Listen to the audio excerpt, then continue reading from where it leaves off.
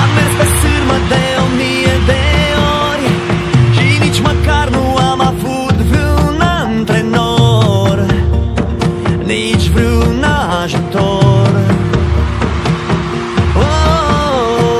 Am dat-o în bară de 1000 de ori, dar e un hagi în mine care știe să dea gol, să mă facă învingător.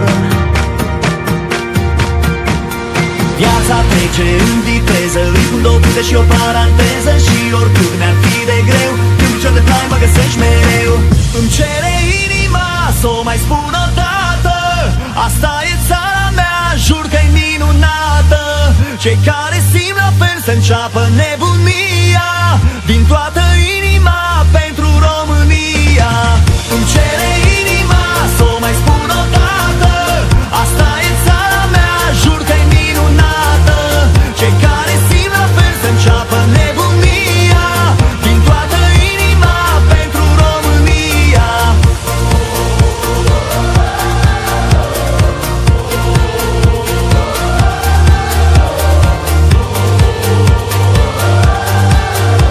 Din toată inima pentru România.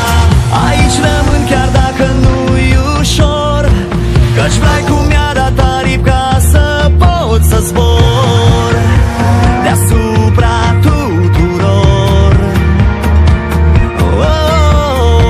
Francezii poate că ar trebui să învețe că nu se pronunță brân cu si.